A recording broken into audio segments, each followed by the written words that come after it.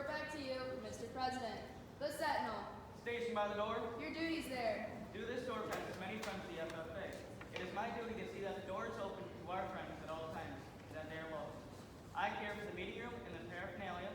I strive to keep the rooms comfortable and assist the President in maintaining order. The Treasurer. Stationed by the emblem of Washington. Your duties there. I keep a record of receipts and disbursements, just as Washington kept his farm accounts, carefully and accurately. I encourage thrift among the members and strive to build up our financial standing through savings and investments. George Washington was better able to serve his country because he was financially independent. The Secretary. Stationed by the ear of corn. Your duties there. I keep an accurate record of meetings and correspondence with other secretaries where corn is grown and FFA members meet. The Student Advisor. Stationed by the key. Why by the key? As student advisor, I help members unlock the door to reach their full potential and assist them to discover career leadership, personal growth, and career success through agricultural education. The Advisor. Here by the owl. Why by the owl? The owl is a time-honored emblem of knowledge and wisdom. Being older than the rest of you, I'm asked to advise you from time to time as need arises. I hope that my advice will always be based on true knowledge and ripening with wisdom. Madam Vice President, why do you keep the plow at your station? The plow is a symbol of labor and tillage of the soil. Without labor, neither knowledge nor wisdom could accomplish much. My duties require me to assist at all times in directing the work of our organization. I preside over meetings in the absence of our president, whose place is beneath the rising sun. Why is the President so stationed? The rising sun is a token of a new era in agriculture. If we shall follow the leadership of our president, we should be led out of the darkness of selfishness and into the glorious sunlight of brotherhood and cooperation.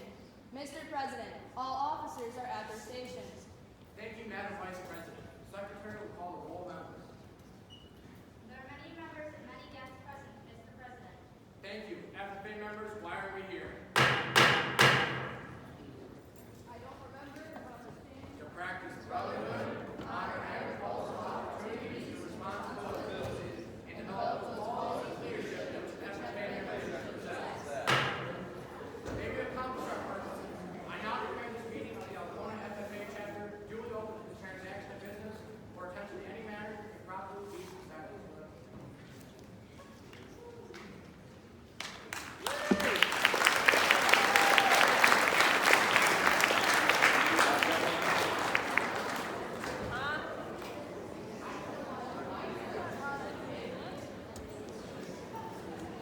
Eighth day. God looked down on his planned paradise and said, I need a caretaker. So God made a farmer.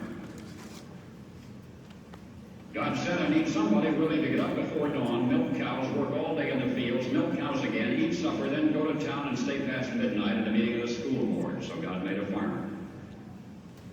I need somebody with arms strong enough to wrestle a calf and yet gentle enough to deliver his own grandchild. Somebody to call hogs, tame cantankerous machinery, come home hungry, have to wait lunch until his wife's done feeding visiting ladies, then tell the ladies to be sure and come back real soon, and mean it. So God made a farmer. God said I need somebody willing to sit up all night with a newborn colt and watch it die, and dry his eyes and say maybe next year. I need somebody who can shape an axe handle from a persimmon sprout, shoe a horse with a hunk of car tire, who can make harness out of hay, wire, feed sacks, and shoe scraps, who planting time and harvest season will finish his 40-hour week by Tuesday noon and then painting from tractor back put in another 72 hours. So God made a farmer. God had to have somebody willing to ride the ruts at double speed to get the hay in ahead of the rain clouds and yet stop in midfield and brace to help when he sees the first smoke from a neighbor's place. So God made a farmer. God said, I need somebody strong enough to clear trees and heave bales, yet gentle enough to yean lambs and wean pigs and tend the pink-combed pullets who will stop his mower for an hour to split the broken leg of a meadowlark. It had to be somebody who would plow deep and straight and not cut corners. Somebody to seed, weed, feed, breed, and rake and disc and plow and plant and tie the fleece and strain the milk and replenish the self-feeder and finish a hard week's work with a 5-mile drive to church. Somebody who would lay the family together with the soft, strong bonds of sharing, who would laugh and then sigh and then reply with smiling eyes when his son says that he wants to spend his life does. So God made a farmer.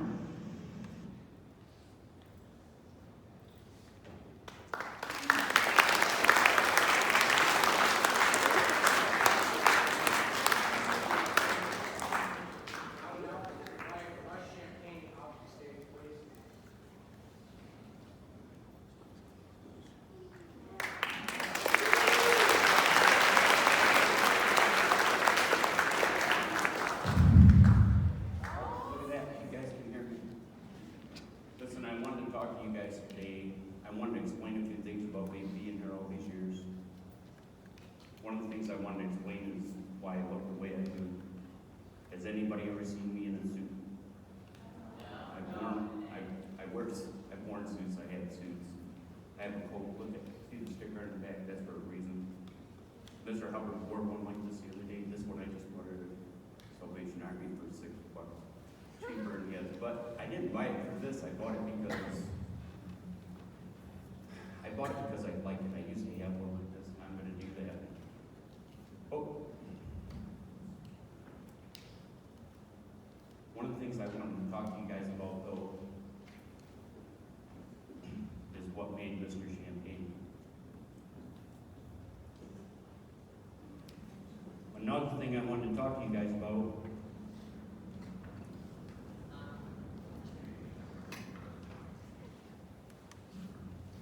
is why they don't call me Mr. Champagne in school. When I first came to work here 28 years ago, there was choices about calling me Mr. Champagne or Russ. But I'm going to talk about that. But can we switch the slide? I did a crazy project in my garage 3 years ago. I laid out my whole life. A friend said, if you're trying to figure something out, lay it all out on the table. And I did. And that's not all of it. But first, I started writing on these little cards. I got on my knees and prayed to God, how can I best help my wife and her family? And then I started writing on all these crazy little cards. And I started from my grandparents on both sides, what created Mr. Champagne. My great-grandparents on my father's side were farmers, cows, eggs, all that stuff. My grandparents on my mother's side, they were more deer, hunting and fishing. My dad's family ate mostly cows. My mom's family ate mostly venison and wildlife. But my grandparents on my father's side, my great-grandma and grandpa, they moved here at the turn of the century. My grandfather did. And it's Valentine's Day. This is a rough day to talk to you guys. Valentine's Day in 1911, my great-grandparents were married. It's kind of a special day. 109 years ago. It was a long time ago. But I want to talk to you just a little bit about this stuff. I could go back to this, I could leave it, but it was what created Mr. Champagne. I could draw when I was a kid, I could draw. When I was 12, where does that come from? Is it a gift? Is it talent? Is it just because I liked it? But I questioned a lot of things. I tried to question everything. But then I have, as a young man, in school, what I learned, but it goes all the way down to the end. Can we get the next slide?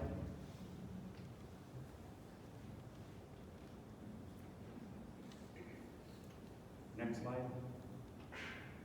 But listen, when I was in high school, you guys in ECs, I had agriculture class, I had art, I had all the stuff that you guys have today. And all I can remember from school is not getting very good grades most of the time. As when I started digging this out, but I know I got an A in welding. But I know I got an A in some of these things. I know I got an A in wood shop, Mr. Luton's class. But I don't know if you can get an A in football, but I'd like to football and it's fun. But agriculture class, you guys, agriculture class affected my life. Not just my grandparents and how I grew up, but a love for agriculture. The dairy barn on my farm, my dad milked cows 20 years before I did. And I did, right here at this national convention in 1982, I went to the national convention in 1982 with my instructor, Gordon Swinson. I also worked on youth loans to buy cattle and to have a dairy farm. My dad was no longer milking, but the farm was there. I bought my own herd of dairy cows, but when I was at this convention, I do think that I took advantage of everything I could, and I came out of there with all kinds of literature about dairy farming. We were there to pick up an award, a BOAC award, Serving Americans Communities, because of a project that we did down at the ARA site, and I was one of the guys. I would like to mention though, I've got boots on. I see some of these guys got tennis shoes on. One thing is not official dress. Two, I like boots. Put them boots up here. Click. So in this hallway, and what does this school and this community mean to me? I told you that my grandparents moved here at the turn of the century. My grandma right there in 1932, above the 9 and 19, she died when she was 96 years old. But this is just a few pictures down from my door in the egg shop in the hall. I'd like to say my grandma's in my corner, and I show people that. Click. My grandfather was president of the school board in 1957, and click. This is in the other corner of the school. I also consider the corner of my school. I've got a picture at home of him setting that cornerstone in the building. It's a thing. Click. It's a love story. It's a Valentine's story. But this is my mom and dad. A few things. One of the things is the way you look. My mom and dad, click. My dad. I wanted to talk to you guys about dressing for success and success. But my father's a few things. He's a man of value. He's a thinker. He's not a talker, but he's a thinker. And usually when he talks, I can just remember he's usually always right. He's always right because he thought about it. He might have been driving a tractor for 16 hours, running the front end loader, running a chainsaw, but you can run a chainsaw and you can also think. And when he does say something, it's worth something. It was worth something to me. But he's pretty cool. But my dad, 4-H when he was a kid, he was in the garden club. And my dad can grow vegetables. And he can drive a tractor for 16, 18 hours, and he can do it at 80 years old. But he still goes home with probably more hours into his garden and into his truck garden and into his vegetables. And he's good at it. But I wanted to talk to you guys about working hard, and recreation. Most people's type of recreation isn't the same as mine. And that's fine. But my dad is relaxing the whole. You don't see what I'm saying, but for the amount of hours of the work that he does, it's amazing, and he loves it. But is that okay then? Say click. There's better ways to do this, and I know.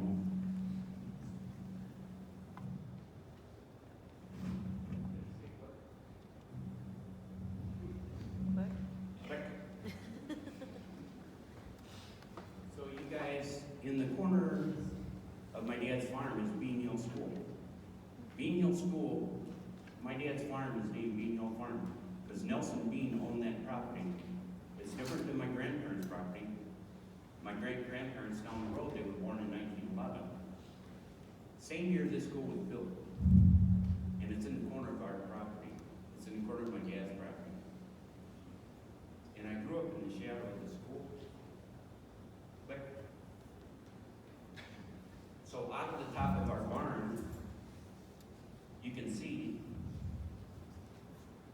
I've got a project on there for one. It's a log project. I can just about tell you what year this was just by looking at that. But see in the background, out of the top of the barn, 30 foot in the air, a little bit more than that, 40 foot in the air, out the top window, somebody took that picture. And you can see in the corner, it's in the shadow of that. Click. When I was in agriculture class, you guys, when I was in agriculture class, before that, when I was in 9th grade, and before that, when I was in grade school, my dad bought me and my brother 2 cows. There was no dairy herd on the farm, but beef cattle, other cattle, but he bought us 2 cows. he bought us calves, but I have a registered dairy heifer, Guernsey, and I raised her from a small calf, and my brother had a Holstein. When they freshened that Holstein, it kicked, and my dad just put calves on her, and my brother didn't have to milk the cow. But I milked this cow, this very cow, and I did it for a few years before I had my dairy herd. But this is a picture of her in that dairy herd. That's another Valentine's thing. I love this cow. Quick.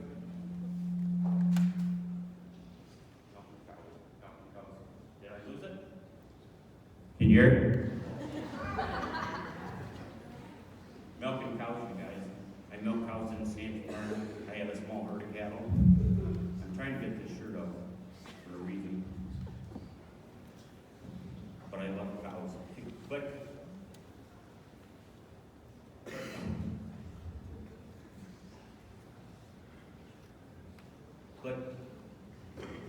listen, I also went to welding school when I was in school.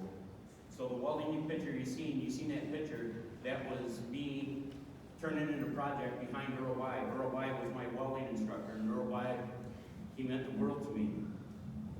In welding, I got an A. I didn't get an A in English for spelling, especially spelling.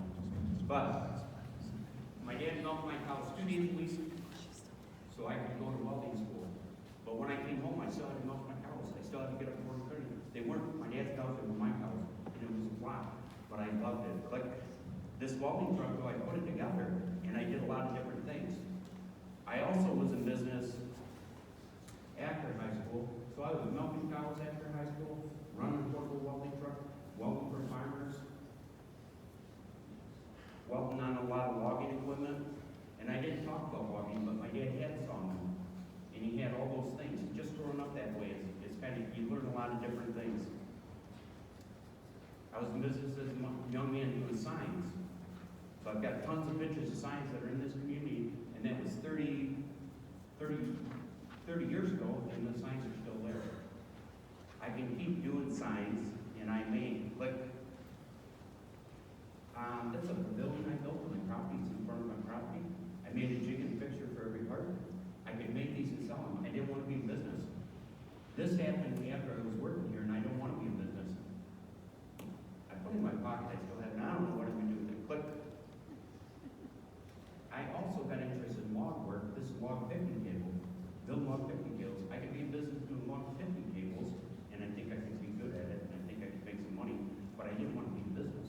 But this is a cabin that I was building. You seen a picture from the barn, and I built that cabin, a strike log cabin out of cedar. And I learned how to do it. But a lot of things that you work at, cutting and fitting logs, has a lot to do with cutting and fitting steel, pipe fitting. The best part about welding, or the most important part, is cutting and fitting. If you don't cut and fit right, you can't weld it right. So all that practice, and then all them drawing lines, it was practice just to work on log work, and I love log work. But, oh, by the way, did you notice I was thinner and younger? And so listen, and two, I don't know how much time I have. I don't know where I'm at in the schedule. I have no idea. I didn't practice it. I'm trying not to talk fast. You guys don't know this, but I can talk real fast. And when I get excited, I'm talking fast. A few things will stop me from talking. That's if I start crying, but I got a plan. Jim Johnson, a couple times in my life, I got on my knees and prayed to God, what am I going to do? One day, I was totally smashed. Things are going to happen to you in your life. What do you do with them? I don't know. Pay attention to opportunities? I don't know. But listen, I was praying to God out loud, what am I going to do? And Jim Johnson, the phone rang right at that very moment.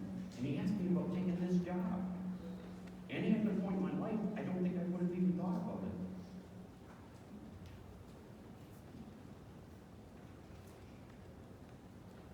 I thought about it, and the next day I called him, and I came out here, and I've been here 20 years.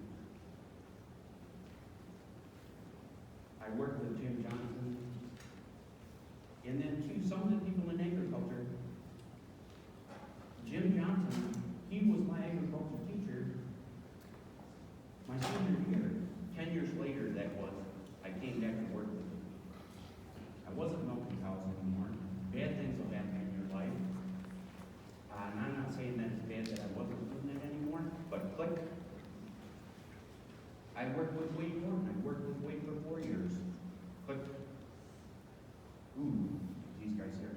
You guys recognize these guys?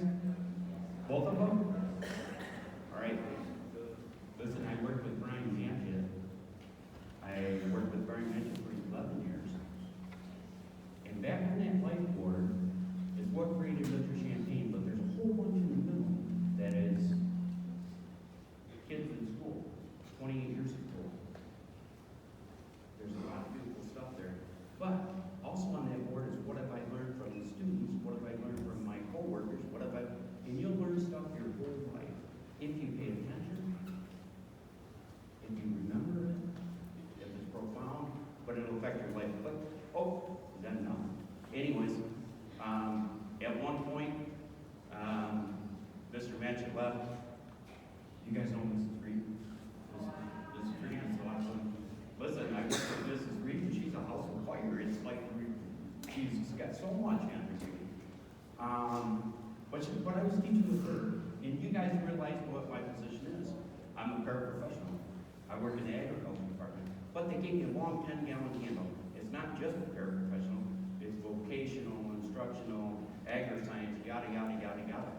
I got a great big 10-gallon handle, but it's not as important as these guys. And you can have the best idea in agri-science in the whole world, but I can't, I'm not the guy in charge they are. But I like to think that I had a part in helping them create some of these things. Quick. Oh, there's a guy. Here we go. How's my time? Halfway? Middle? Anybody? About 9 minutes. I got 9 left? Yep. Oh, now we're gonna start talking fast. Listen, this guy here, I've been working with this guy, and I'd like to tell you how proud I am of this guy. This guy was also one of my students, and I like to think that I had a part in creating Mr. Hubbard. He didn't grow up on a farm, but I've spent the last 3 years trying to make a farmer out of him. More than that. When he was in school, I was trying to make a farmer out of him. But listen, I'm so proud of this guy. I can tell you, 9 minutes. Click. Here we go. So that's us in the classroom. Click. Oh, I'm not going to be able to get this stuff. Click. Oh, just important people in this school. Important people in school right now. Click. And I'm proud of them all. Click. Click. Oh, click. That's a good one. That's already helped us with third. Click. Oh, go back. Go back, go back. Anyways, now these are the people that I'm working with right now, and I can't tell you how proud I am of them. Click. So if you guys see Rusty, I meet Rusty, and Rusty's just for fun. Click. That's Rusty halfway done. Click. That's Rusty on the tractor. Rusty does all kinds of stuff. Click. That's my son Aiden. Click. That's a kid from school a few years ago. Click. That's a girl from a few years ago. Click. That's a girl from a few years ago. This girl. Click. There's Ben Garrett. You guys know Ben? Click. Mr. Hubbard. When we build, let us not think we build forever.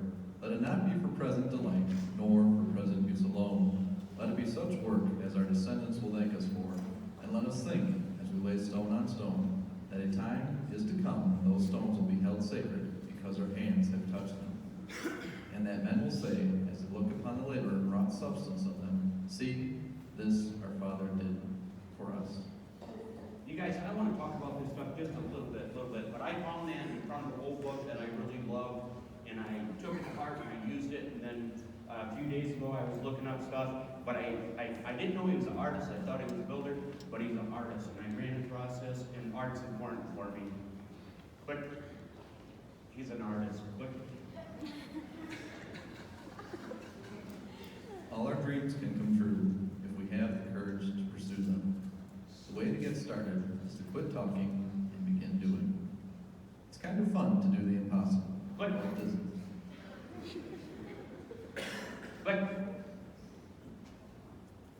I have not failed. I've found 10,000 ways that won't work.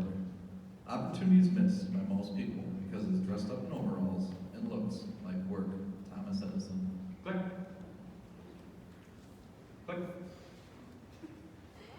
Try not to become a person of success, but rather become a person of value.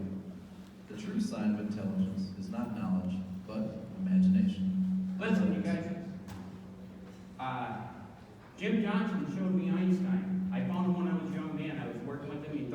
called Russ. He'd give me these little cards to improve my life. I sat at his desk in my office, and I looked through there, and I pulled out that folder, and I gave it to him because I have a lot of imagination. And listen, the only reason pictures are up there because I want to prove to you guys imagination will get you a long ways. Click. Success is the progressive realization of a worthy goal or ideal. People with goals succeed because they know where they're going. You become what you think. All you need is the plan, the roadmap, and the courage to press on to your destination. Earl Nightingale. Click. He's a thinker. Click. Never have a bad day. Never ever let someone else make you have a bad day. You'll never get it back. Rochelle Smith. Hold on just a minute. Rochelle Smith was my backup plan today because not just what I learned from my co-workers, but you got to pick up anything that's profound and you got to keep it, you got to use it, you got to remember it. Rochelle Smith, one day, and this was 20 years ago, a girl in my class, she was crying and she's walking around, but she was still smiling and she was still Rochelle. And I said, Rochelle, the next day I said, Rochelle, how can that, how can you do that? And she said, my grandma. And I said, your grandma what? She said, my grandma said, never have a bad day, never let anybody make you have a bad day, you'll never get it back. Not so much she said it, but she took it to heart. And by the way, Rochelle, I could tell that she practiced it, she was good at it. She was my backup plan in case I quit crying, and I think I'm going to be okay. This was my second backup plan. Click. Click, click, click. All right, listen up. Did you guys expect me to talk about gumption? Yeah. Woo! No, here we go. Listen, I found gumption later, but I found it in the big dictionary. I found it in the big dictionary because somebody mentioned it. Boom, boom, boom. Bought it at a garage sale, $8, what a bargain. But somebody questioned, I got up at 4 o'clock in the morning the next morning I went to the garage and I looked it up in my big dictionary, practical ability for making success, shrewdness, common sense, and intelligence. My great grandma back there that was married 109 years ago, she said I had gumption. My dad's mom, she said I had gumption. But I didn't know if I understood it really, because that common sense and intelligence, I just thought she worked hard. But I like surveying people, I like talking to people. I think it's a word that people, hey, are the sons made here? Okay, I just want to make sure I wasn't listening. If you haven't heard the word, but if you take something to heart and you use it, and you have to be a thinker. It also says to care and to heed. It's important to me, but if you use all those things together, and if it's profound enough that you think about it, you work on it, you work hard about it, you work smart about it, and you can do it. What did them other men, the reason I use them other men is why should you believe me? Imagination is more important than knowledge. Albert Einstein said it.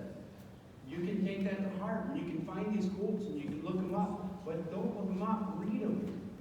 But all these things, an artist is important to me, a thinker is important to me. All these things are important to me, and I do think I use them. But, I don't know. Ooh. We're back to Valentine's Day. I might leave this, because I might leave this one out for a while. But look here, you guys. Right now, me and my wife, we're hundreds of miles away. She's living down state trying to help her mom and her brothers.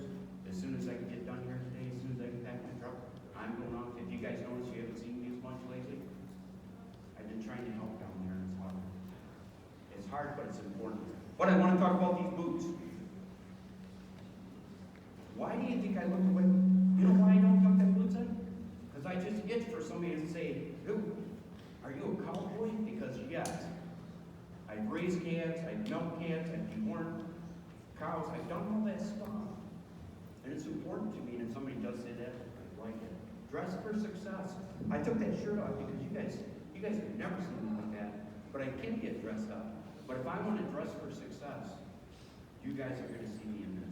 And you're probably going to see these boots. I broke up the good pair, the new pair. My wife, she don't like my boots. She don't like them because they're quality boots. And I told somebody that, because I got those boots up the other day, I had to go to the back of the property and get some of them because those shouldn't look as bad as they do, but I put them on Rusty and it's they're getting rained on. The other ones, I'm still gonna use them because I know I'm walking in the snow, breeze, mud, whatever, I put on a different pair. So I try to keep them, but she throws them out. But I just happen to have that many pairs, but guess what? 2 pair a year. What an investment. And I don't even want to say this in case she sees it, but I figured it out. And then I thought maybe I'm thinking wrong, so I called the record store. I called where I buy them. They had their records, and I was right. 2 pair a year, and I'm proud of it. She's mad about it. $1,200 worth of boots for me in the last 3 years. It's terrible. She thinks it's terrible. I say, why do you want to be married? Why would she want to be married to a fellow that can wear out a quality pair of work boots? Right? You know how many miles are there? Which, by the way, though, a lot of those miles are here. And I only have boots for the last 3 years, but I wanted to tell you about those other kids, and I don't know if I have time. But what those kids meant to me, what these kids mean to me, what all you guys mean to me.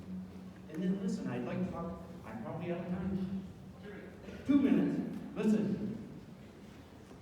And I can do it better, but listen, when you work on something, I've been working on this. I've been working on, Bill's been helping me, and people's been helping me, putting all my pictures on chips so I can do this. But I need those chips on somewhere. If I'm going to get in business, which I think I am going to get in business, I need those on a chip. Anyways, working on all that. But I'd also like to talk about Veterans Day. Did you guys hear the pledge lately? Yes. Was it different than normal? Yes. And today I just tried to do it the best I can. And listen, I could have did that way all week, but I didn't want to scare you guys. But if you say it like you mean it. And the World War II guys that have a lot to do with that flag and what our country were, I knew them 30 years ago. I can't tell you what, and listen, I can talk, I can talk, I can talk about a lot of stuff, I'm missing things, I'm probably missing a lot of things, but look at, you guys are...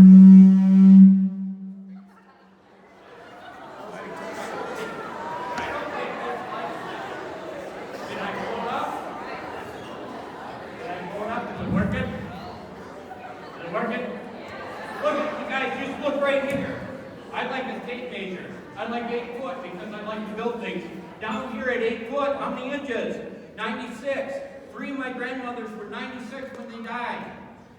But if you look at this tape measure right here, that's 28 years. I was 28 years old when I came to work here. Right there. I was 28 years later, it's here. I did this in my garage when I did that other thing because, first of all, I drove Barnes. I knew my grandfather died young, but I didn't know when. I went home 4 o'clock in the morning with a flashlight and I looked. And I was a little bit depressed, but he was 53. But I made a point to make a little tag, put it right there. I was already 53 3/4. Last week was my birthday. I've already passed that. Now I'm 56. 20 years from now, I'm going to be 84. I'm in the same position you guys are. What am I going to do the rest of my life? And then listen, people ask me about retirement. There's a chance that I'm going to retire. There's a chance that I have to retire. There's a chance that I'm going to have to do it right away. But my wife, I need to help my wife. My wife already quit her job to go out. And she didn't quit. She has to work 2 days a week until July so she can go to retirement. She had to retire early. There's a chance that I'm going to have to retire early. And that means we don't have a lot of money. But listen, money's not the most important. I've worked here 28 years. You have to look at life. Is there more slides? Click. That's my voice. School function. Sorry about that. But I put that up there because guess what? I have to put stuff someplace where people can find it. So if I have a portfolio of things that I'm trying to sell, whether it's log picking tables, artwork and fieldstones, all those things, if I do that, I can stop what I'm doing and go help my wife. And I think I'm going to start with that, but there's other things I can do to make money. There's things I think I can do to make more money. But if I'm telling you guys to dream, follow your dreams, all that other stuff, some of that stuff in the board, I gotta at least put it out there. What about public speaking? Do you guys know how long I've been studying public speaking? For motivational speaking, take a guess. 16 years. A week, and they'll tell you, I looked at some of the videos, how do you become a good one? They'll tell you, and they'll say, don't put your name out there, because it shouldn't be about me, it should be about you. And you guys, you can tell if you can tell whether or not I'm trying to make it about you or me, and I don't want to make it about me, I want to make it about you, but I also would like some place to dump this, because I'm an expert at talking about cell phones and technology, because I'm no good at it. But I have a right to say that I know that it's powerful. Chainsaw is a wonderful tool, but if you use it wrong, you can get hurt. Or you can hurt somebody else. The best thing that I've seen in 28 years at this school is in this auditorium, when they were talking to you about cell phones and how you can bully somebody by just a press of a button. But there's good things on here too, and I want to use it. I don't know anything about this stuff, but guess what? If it doesn't work out, I don't care either. Because I'll get rid of this. But I can look up Einstein, I can look up Thomas Edison, Henry Ford, I can look those men up. There's a lot of things on here that are valuable and I use them. But I also know that there's things on here that can harm. It's how you use it, it's how you use the chainsaw. What am I talking about? The way you treat each other. And respect, because I'd like to talk about World War II guys, and those guys, when I say the pledge, I knew those guys, say it like you mean it, and by the way, if the American farmer wasn't feeding the troops in World War II, I don't even know if you guys would be here. Does that make any sense? That's what those guys mean to me. And the servicemen, I shake their hand and thank them for serving. But what do you think about that clip? What do you think about that clip? American farmer, and by the way, people talk wonderful. I found the little bit of studying I did, I found Earl Nightingale right away, and I listened to him. Listen, he's an old guy, but all you got to do, if you listen to him, it has just as much to do today as it does back then. But I think he says it better. I think he's a better talker, and it's wonderful. I'm probably overtime. Am I? I love you, Russ. Hold on. Taking your seats. First of all, dear gumption. Gumption. That was not it. Didn't you guys hear the pledge all week long? What about the last one? Say it like you mean it. Is it important? It's important to me, and I want to hear you say it. What is it? Gumption. Gumption now.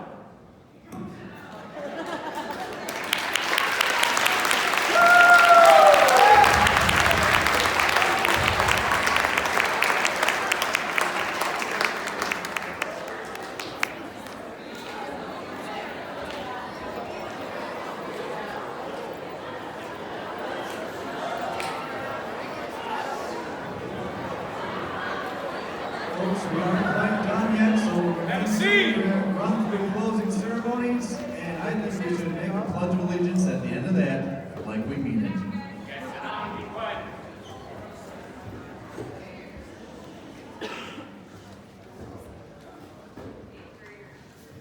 Madam Secretary, do you have a record of any further business which now be transacted? I have none, Mr. President. Does any member know of any new or unfinished business now probably coming from this meeting? We are about to adjourn this meeting of the Algona FFA chapter. As we mingle with others, let's be diligent labor, just in our dealings, courtesy to everyone, and above all, honest and fair to people alike. Fellow members and guests, please join me in a salute to our flag.